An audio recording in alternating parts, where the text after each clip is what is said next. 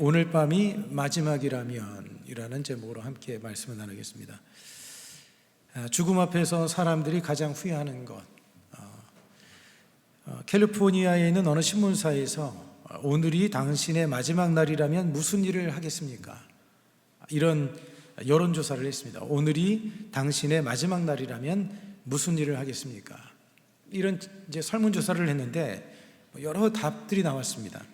어떤 사람은 안구은행에 가서 내 눈을 기증하겠다, 이렇게 말하는 사람도 있고, 어떤 사람은 밀린 일을 하겠다, 유산을 정든 가족들에게 나눠주겠다, 여행을 떠나겠다, 어떤 사람은 심지어 원수를 갚겠다, 이런 사람도 있더라고요. 또 어떤 그리스도인은 가족들을 모아놓고 전도하겠다, 그리고 나는 주님께 간다, 이렇게 이제 인사를 하겠다, 그런 분도 계셨습니다. 여러분은 무엇을 하시겠습니까? 오늘이 마지막 날이라면 여러분은 무엇을 하시겠습니까? 한번 생각해 봤으면 좋겠습니다. 여러분, 인생의 마지막은 누구에게나 다 다가옵니다. 개인적인 종말을 맞이하든지 죽음을 맞이해서 개인적인 종말을 맞이하기도 하고, 또 이제 머지않아 예수님께서 이 땅에 다시 오실 것인데, 그러면 이제 모든 세계의 종말이 다가오게 되죠. 개인적인 종말이든 아니면 이 세상이 이제 주님께서 오심으로 인해서 세상이 끝이 나든, 어찌됐든 우리 인생은 이 세상에서 영원히 살지 않습니다. 근데 이제 그때는 아무도 모릅니다. 누구도 알 수 없습니다. 미래에 대해서 아는 사람은 아무도 없죠. 건강하다고 해서 문제가 안 되는 것이 아니고, 또 수많은 보험을 들고 있다고 해서, 또 안전장치를 많이 해놨다고 해서 그래도 미래가 우리의 뜻대로, 우리의 생각대로 되어지는 것은 아닙니다. 오늘 우리가 삶을 살아갈 때, 오늘이 마지막이라고 생각할 때 우리가 어떤 마음의 자세를 가지고 살아야 될까? 여러분, 남겨진 시간이 얼마 되지 않았다고 한다면 오늘이 내 생의 마지막 날이다, 오늘이 마지막 날이다, 이런 생각을 갖는다면 아마 남다른 각오를 가지고 살 것 같아요. 오늘 내가 이 하루밖에 없는데 어떻게 살아야 될까, 이런 고민도 할 것 같고, 또 남다른 각오를 가지고 살 것 같습니다. 내가 하는 일에 대해서, 여러분이 맡은 일에 대해서 오늘 아마 최선을 다하지 않겠습니까? 만나는 사람에 대해서 아마 정말 소중한 마음을 가지고 만날 것이고, 또 가족에 대해서, 동료들에 대해서 진실함과 최선을 다하는 그런 마음을 가지고 이렇게 만나지 않을까 생각합니다. 이 죽음의 문턱을 살아남은 사람들, 그 죽음의 문턱을 통과해서 살아남은 사람들은 인생의 가장 중요한 것이 무엇인지를 이렇게 깨닫게 됩니다. 정말 죽음의 상황에서 죽을 수밖에 없는데 살아났다, 이런 경험을 한 사람들은요, 좀 뭔가 다른 삶의 자세를 가지고 살아가죠. 우리가 잘 알고 있는 2001년도에 그 9.11 테러 사건, 여러분이 아시죠? 9.11 테러 사건으로 인해서 수많은 사람들이 크게 다치거나 또 많은 사람들이 죽었습니다. 그 통계해 보니까 4,977명이 죽거나 실종을 당하거나 그래요. 4,977명. 이 영상도 한번 잠깐 보여주시면 됩니다. 그 테러 사건이 있었을 때 그 영상입니다. 그때 여러분들 저 사건을 접하면서 충격이었어요. 엄청난 충격이었죠.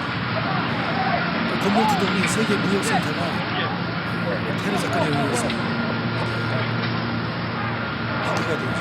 그래서 수많은 사람들이 죽음을 당하게 되는 그런 상황을 맞이했죠. 그때 많은 사람들이 문자를 보냈습니다. 저 안에서 이제 빠져나올 수 없는 상황에서 문자를 보냈는데, 그 문자 내용 속에 보면 정말 마음을 아프게 하는 그런 문자들이 많이 있었는데, 그 문자 내용을 제가 좀 보니까, 엄마에게 전해주세요, 사랑한다고, 세상에서 가장 좋은 엄마라고. 딸이 아마 엄마에게 하고 싶은 말이었던 것 같아요. 엄마에게 전해달라. 아빠나 누군가에게 문자를 보냈겠죠. 또 아이들에게 사랑한다고 전해주세요, 미안해, 용서해줘, 엄마를 잘 부탁해. 다양한 문자들이 이제 있었던 것이죠. 죽음의 문턱에서 사람들은요, 그 많은 문자 중 내용 속에 보니까 더 사랑하지 못한 거에 대해서 후회하는 그런 문자들이 많았다는 거예요. 더 사랑하지 못했던 것, 내가 더 사랑할 걸, 이런 문자 내용들이 많이 있었다고 합니다. 오늘 이 베드로 사도는요, 마지막이 가까이 왔다, 그렇게 이제 말씀합니다. 마지막이 가까이 왔으니 어떻게 하라는 거예요? 절망해야 된다, 막 살아야 된다, 이것이 아니라 이제 지금이 중요하다. 지금이 오늘 우리가 살고 있는 지금이 중요하다. 더 이상 시간을 낭비할 수 없다. 이제 마지막이 가까워왔으니 시간을 낭비할 수 없다. 그리고 우선순위를 바르게 정하고 살아야 된다. 그것을 말씀해 주고 있는 거예요. 오늘 여러분의 인생이 오늘 마지막이라는 그런 생각을 한 번쯤 여러분들이 마음속에 담고 고민을 좀 해봤으면 좋겠습니다. 내가 오늘이 마지막이라면 어떤 삶을 살아야 될까? 오늘 우리의 삶 속에 회복되어야 될 것들이 있는데 오늘 이 본문을 통해서 몇 가지 함께 생각을 해보고자 합니다. 첫 번째는요, 사랑의 회복입니다. 사랑의 회복. 죽었다가 살아난 사람들은요, 삶의 소중함을 뼈저리게 느낍니다. 삶의 소중함을 아주 뼈저리게 느끼죠. 그래서 가치 있는 삶, 이전에 정말 가치 없는 삶을 살았던 사람들이 정말 가치 있고 의미 있는 삶을 살아가려고 그렇게 결단하는 것을 볼 수가 있습니다. 사랑하며 살려고 하는 그런 마음을 갖게 되고 사랑에 대해서 더 절실한 마음을 가지고 이렇게 살아가게 되는 것이죠. 내가 좀 더 사랑할 걸, 이렇게 후회하지 않는 그런 인생이 우리 모두가 되어졌으면 좋겠습니다. 여러분의 가족을 사랑하고 부모님을 사랑하고 또 이웃을 사랑함에 있어서 정말 뜨거운 심장을 가지고 그리스도의 마음을 가지고 살아갈 수 있는 저와 여러분이 되기를 간절히 소망합니다. 여러분, 사랑이 없다면 사실 어떻게 보면 생명이 없는 것과 같다고 할 수가 있어요. 부부관계도 마찬가지예요. 부부관계도 사랑이 없으면 사실 이게 남보다 못한 겁니다. 정말 우리가 교회 안에서도 마찬가지고 우리 성도들 가운데서도 사랑이 참 필요한 것이죠. 그 어느 남편이 지갑에다가 아내 사진을 이렇게 지갑에다 이렇게 넣고 다니더라는 거예요. 아내 사진을. 그래서 어느 날 제 아내가 남편의 지갑을 봤습니다. 저도 우리 딸내미 사진이 여기 들어있는데, 그런데 그 사진을 보고는 아내가 남편에게 물어보기를 여보, 지갑에 내 사진이 있네. 너무 이제 반가워하면서 얘기를 합니다. 그랬더니 남편이 하는 얘기가, 아무리 골치 아픈 일이 있어도 이 사진만 보면 다시 쓴 듯이 다 사라진다는 거예요. 그래서 이제 아내가 너무 감격해서 당신 내가 나를 그렇게 사랑할 줄이야. 당신 내가 그렇게 신비하고 강력한 힘이 있어? 그렇게 이제 얘기를 한 겁니다. 남편이 뭐라고 얘기를 하냐면, 이 사진을 볼 때마다 나는 이런 생각을 한다는 거예요. 이것보다 더 큰 문제가 어디 있을까? 이것보다 더 큰 문제가 어디 있을까? 이 사진만 보면 나머지 문제는 아무것도 아니다. 그렇게 느낀다는 그런 글을 제가 읽어본 적이 있는데, 여러분,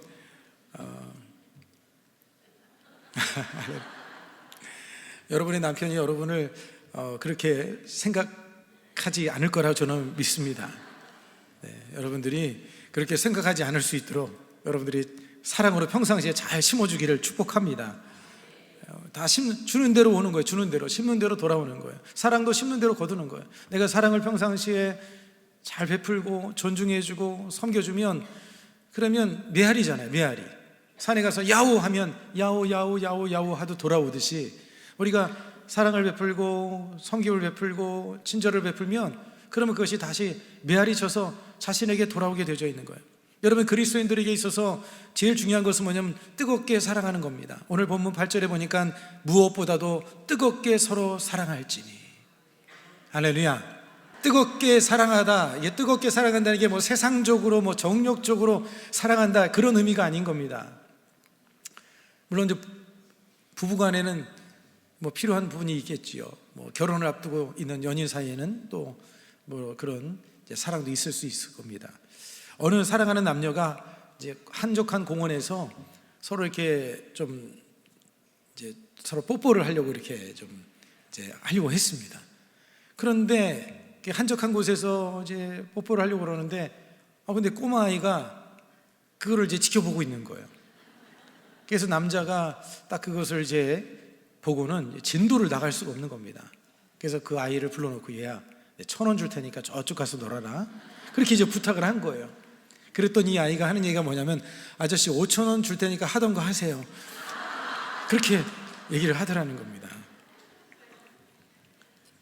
여러분, 여기에서 뜨겁게 사랑하라고 하는 것은 그냥 어떤 정욕적인 그런 이성적인 사랑이 아니라 이것은 아가페적인 사랑, 아가페적인 사랑을 말하는 거예요. 오늘 여러분 우리가 사랑을 하되 미지근한 사랑이 아니라 오늘 본문은 뜨겁게 사랑해야 된다.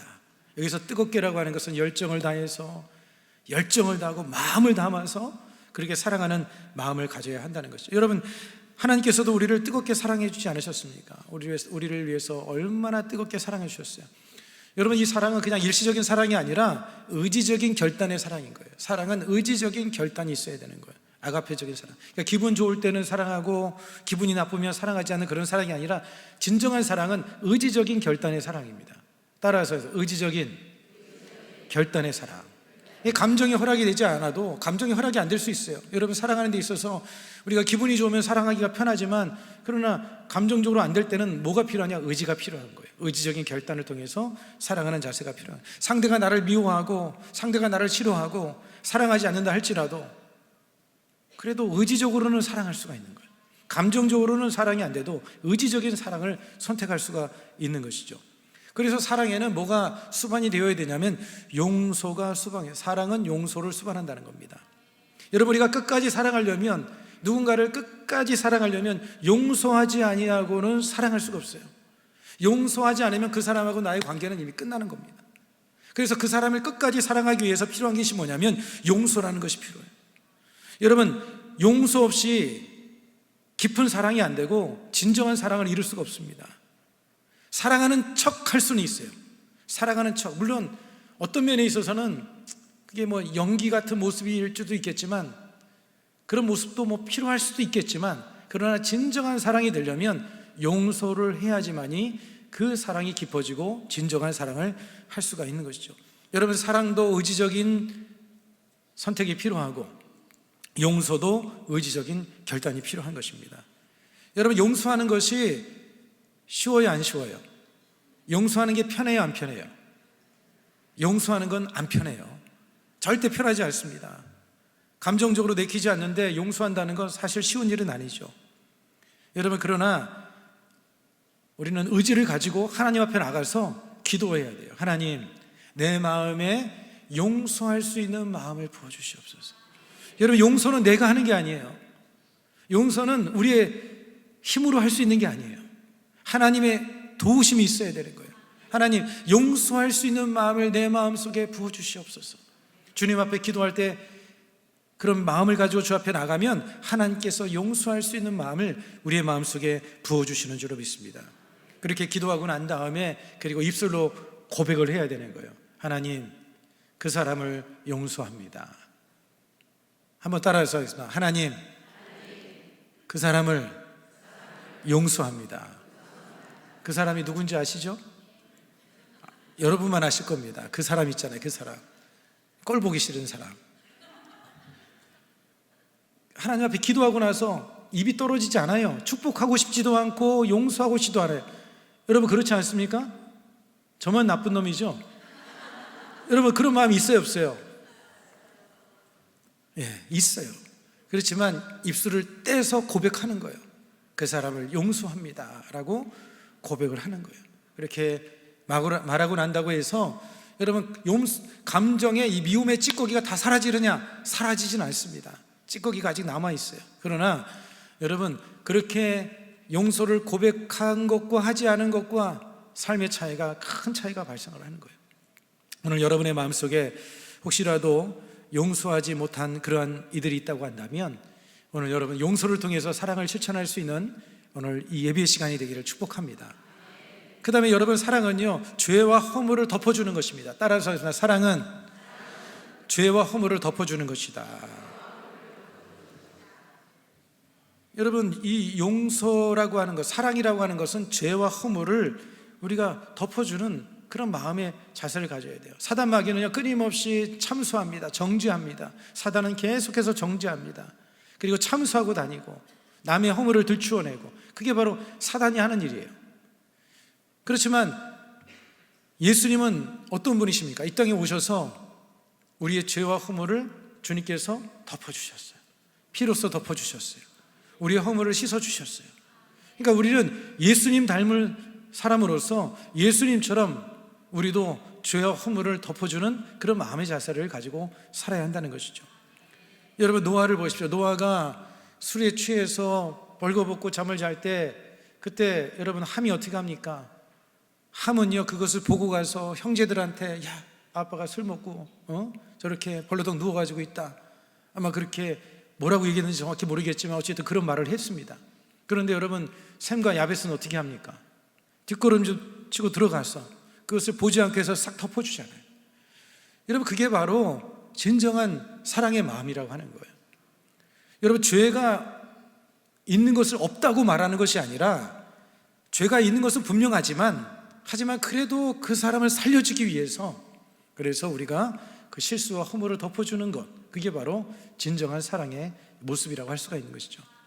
정말 그 사람을 도와주기 위해서라고 한다면 하나님 앞에 사랑의 마음을 달라고 기도하고 오래 기도하고, 그리고 다른 사람에게 말할 것이 아니라 그 사람에게 가서 따로 개인적으로 그 사람에게 얘기를 해줘야 되는 거예요. 그러면 차라리 해야 될 말이 있다면, 그를 돕고자 하는 것이 있다고 한다면 그 사람을 따로 불러놓고 그 사람에게 얘기하는 것이 낫지, 그 사람의 허물을 이야기하고 잘못을 말하고 다니는 것은 진정한 사랑의 모습은 아니다 하는 것이죠. 오늘 여러분들이 그런 죄와 허물을 덮어주는 그런 사랑의 모습을 가지고 살아갈 수 있기를 축복을 드리겠습니다. 여러분 잠언서 10장 12절의 말씀에 보면 이렇게 말씀합니다. 미움은 다툼을 일으켜도 사랑은 모든 허물을 가리느니라. 할렐루야. 그래서 우리가 할 수만 있으면 상대를 더 영화롭게 하고 명예롭게 만들어주고 십자가의 보혈로서 우리의 죄를, 우리의 허물을 덮어주신 것 같이 우리도 그들의 허물을 덮어줄 수 있는 그런 마음을 가지고 살아가는 것이 진정한 사랑의 모습이라고 하는 것이죠. 그래서 오늘 본문 8절의 말씀을 다시 한번 읽겠습니다. 시작. 무엇보다도 뜨겁게 서로 사랑할지니 사랑은 허다한 죄를 덮느니라. 할렐루야. 그 다음에 여러분 사랑은요 가장 큰 사랑이 뭐냐? 전도하는 것이 가장 큰 사랑인 줄로 믿습니다. 한번 따라서 하겠습니다. 전도가 가장 큰 사랑이다. 여러분 돈 주는 게 사랑이 아닙니다. 재산 많이 물려주는 게 진정한 사랑은 아닌 거예요. 자식이 여러분 구원받아야 되는 거예요. 구원받아야 돼요. 부모 형제가 구원받아야 돼요. 그게 가장 큰 사랑인 거예요. 이 세상 영원하지 않지 않습니까? 영원히 이 세상에 살지 않지 않습니까? 언젠간 이 세상 우리 떠나요. 우리 권사님들 진짜 소시적에는 정말 이쁘셨잖아요. 다 그냥 피부 팽팽하고 정말 남자들이 막 쫓아다니고 같이 가 처녀. 지난번에 어느 목사님이 그런 얘기 하더라고요. 뒤에서 막 그냥 같이 가 처녀 이렇게 쫓아오는데 그 권사성에서 어느 목사님이 말씀하시던데 자세히 들어보니까 갈치 파는 분이야. 갈치가 1,000원 그랬다고 하잖아요. 다 우리 권사님들 그냥 소시적에는 그래도 다 이렇게 팽팽하고 정말 힘 넘치고 막 그랬던 분들인데 벌써 세월이 그냥 금방 지나가지고 벌써 이렇게 나이가 들었잖아요. 우리 이 세상에서 우리 영원히 살지 않습니다. 금방 갑니다. 그래서 우리가 해야 되는 것이 뭐냐? 정말 도시락 싸들고 다니면서 정말 자녀들 교회 다니게 해야 되고, 이번에 우리 중고등부 또 유아유치부 수련회가 있는데 제가 지난 주일날도 말씀드렸죠. 용돈 조서라도 보냈어요. 용돈 조서라도. 손주들 한 20만 원 내가 줄 테니까 너 수련회 참석하고 와라. 제가 50만 원 얘기했더니 어느 분이 좀 감당이 안 될 것 같다고 하셔가지고 제가 20만 원, 30만 원으로 좀 낮추는데, 여러분 재정에 따라서 하십시오. 아니 그 돈 줘서 수련회비도 내주시고, 할렐루야. 그리고 갔다 오면 용돈도 주겠다, 너 갔다 오면 내가 이거 주겠다 하면 애들 갈까요 안 갈까요? 가죠. 갑니다. 요즘에 여러분 요즘에는요 꿀이 뭐냐? 돈이 꿀이에요. 돈이 꿀. 요즘 애들은 다 돈을 꿀처럼 생각하죠. 뭐니 해도 주님이 최고지. 뭐니 해도 세상 사람들은 뭐니가 최고라고 얘기하지 않습니까? 그러니까 자녀들을 정말 이 수련회에 꼭 참석할 수 있도록 여러분들이 권면해 주시고요. 그리고 자녀들이 믿음 갖도록, 믿음 공동체 안에서 거기서 정말 교제하는 가운데 신앙 공동체 안에 그 즐거움을 얻을 수 있도록 여러분들이 도와주셔야 돼요. 그게 진짜 사랑인 거예요. 진짜 사랑인 거예요. 죽어서 천국에 갔는데 내 자식이 안 왔다, 내 부모가 안 왔다, 내 형제가 안 왔다, 그것만큼 슬픈 게 어디 있겠어요? 이 땅에서 부모 형제 누가 죽으면 가슴 아파하고 막 눈물 흘리는데, 천국에 가서 이 땅에서 헤어지는 건 아무것도 아니에요. 천국에 가서 만약에 보지 못한다면 그것만큼 슬프고 그것만큼 가슴 아픈 일이 어디 있겠어요. 여러분, 진정한 사랑은 바로 전도인 줄로 믿습니다. 여러분들이 가족군을 위해서 늘 기도하시겠지만 정말 더 간절히 기도해야 되고, 특히 여러분 주변에 있는 믿지 않는 사람들을 주님께로 전도할 수 있는 그런 삶이 되기를 주 이름으로 축복합니다. 저도 초등학교에 다니는 어떤 외아들이 있었는데, 외아들이 이제 아버지가 회사를 간 사이에 이 아이가 이제 집으로 오다가 그만 교통사고를 당해서 아이가 죽었어요. 근데 이 어머니가 전화를 했습니다. 남편에게 전화를 했더니 이 아버지가 전화를 받고 병원으로 급히 달려갔어요. 이 몸을 이제 아이를 만져보니까 아이가 이미 벌써 싸늘하게 이미 죽어 있는 거죠. 너무나 큰 충격이었는데, 이제 아이 방에 들어가서 아이의 방을 정리를 하다가 일기장을 발견하게 됐습니다. 일기장 가운데 뭐라고 써 있냐면 그렇게 써 있는 거야. 하나님, 제 아빠가 예수님을 믿게 해주세요. 아빠가 예수님을 믿을 수만 있다면 제 생명을 드려도 좋아요. 그 일기장에 그렇게 쓴 거예요. 아이의 글. 그러니까 그 일기장을 보고 이 아버지가 그 일기장을 붙들고 펑펑 울고, 그리고 나서 그는 이제 교회를 나가기 시작했습니다. 그래서 그리고 나서 이 사람은 이제 전 세계 다니면서 젊은이들에게 복음을 전하는 이제 전도자가 되어졌는데, 이것은 국제대학 선교회의 그 부총재 스티븐 더글라스의 친구에 대한 이야기입니다. 그 스티븐 더글라스의 그 친구가 이제 그렇게 변화된 내용을 이제 간증한 내용인데, 여러분, 우리가 복음을 전하는 것만큼 가장 큰 사랑이 없는 줄로 믿습니다. 여러분, 요한복음 12장 24절의 말씀에 이렇게 말씀을 하죠. 함께 같이 한번 읽겠습니다. 시작. 내가 진실로 진실로 너희에게 이르노니 한 알의 밀이 땅에 떨어져 죽지 아니하면 한 알 그대로 있고 죽으면 많은 열매를 맺느니라. 할렐루야. 예수님이 한 알의 밀이 땅에 떨어진 것 같이 하늘의 영광 보자 그것을 버리시고 이 땅에 내려오셨어요. 떨어지셨어요. 그리고 땅에 묻히셨어요. 썩어지셨어요. 썩어짐을 통해서 많은 열매를 맺는 것처럼, 오늘 저와 여러분들이 그와 같은 하나의 미랄이 되어서 여러분을 통해서 많은 영혼들이 살아나고 구원받는 역사가 일어나게 되기를 주 이름으로 축복을 드리겠습니다. 우리가 사랑하는 방법, 용서하고 죄와 허물을 덮어주고, 무엇보다도 전도하는 것, 영혼을 살려내는 일, 특히 우리가 영혼을 살려내는 일에 우리가 늘 힘써야 될 줄로 믿습니다. 그 다음에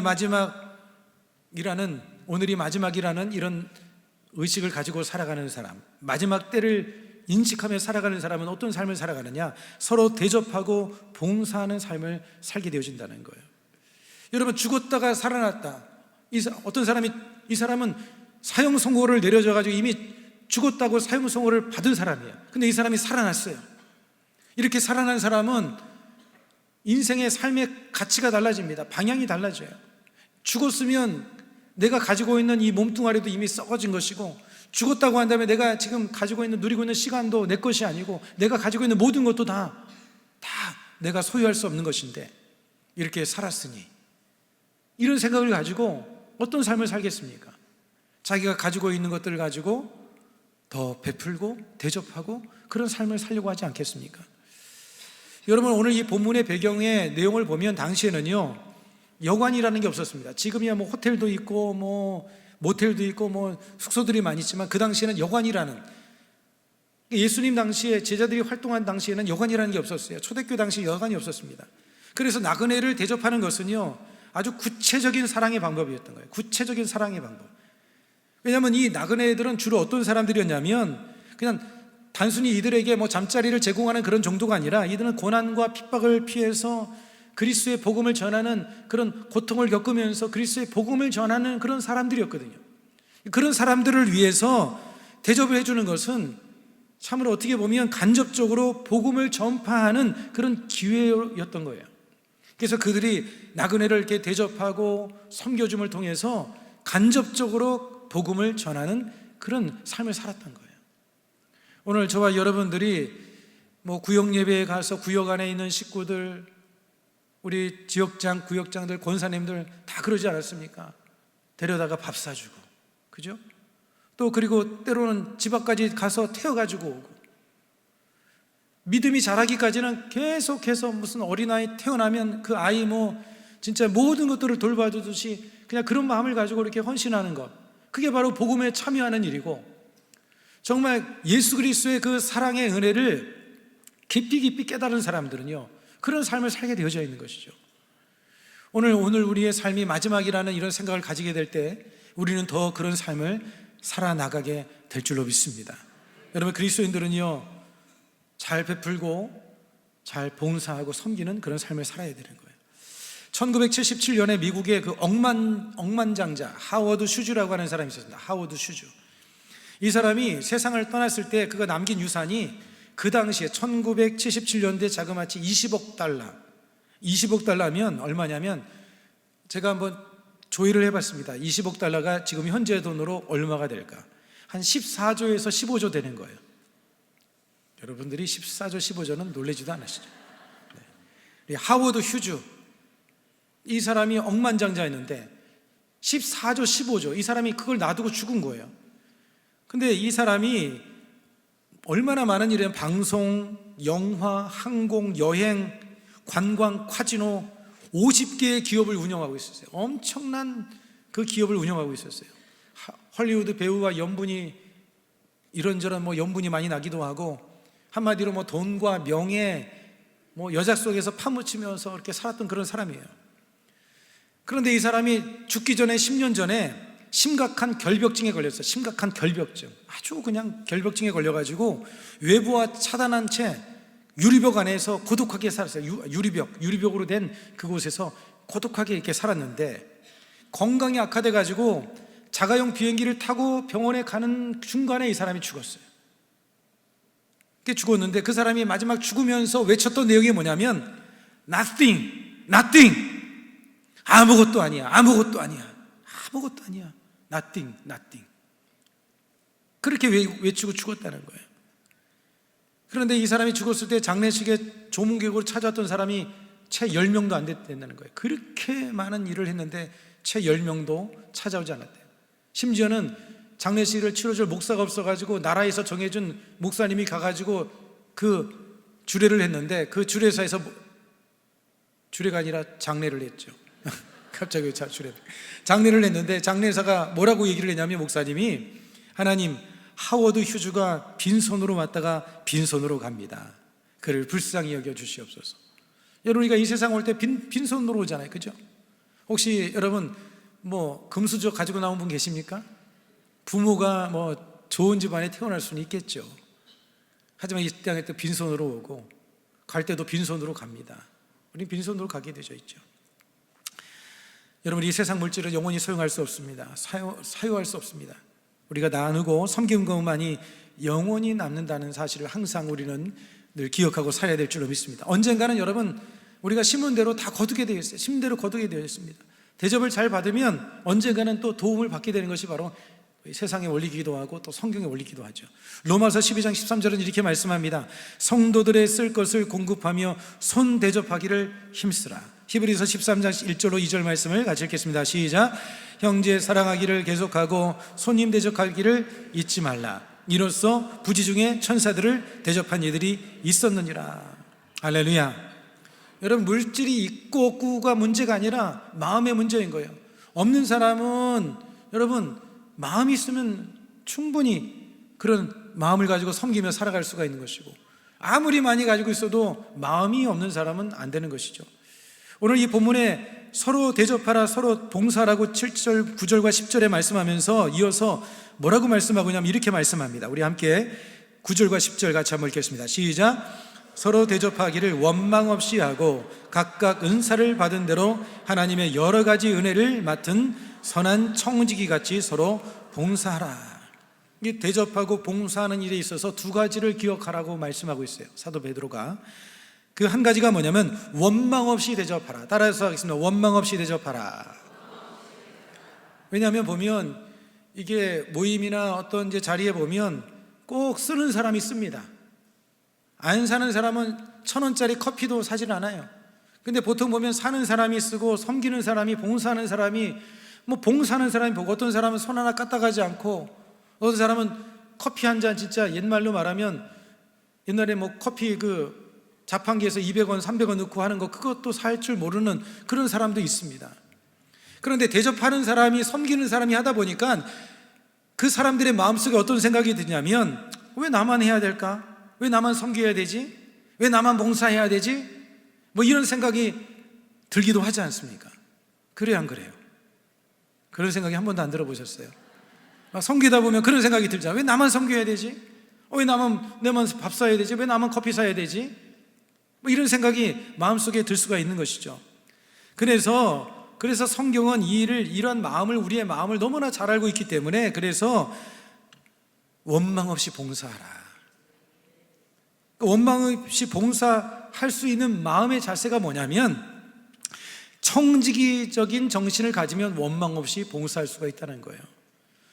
선한 청지기 같이 봉사하라는 것입니다. 선한 청지기 같이 봉사하라.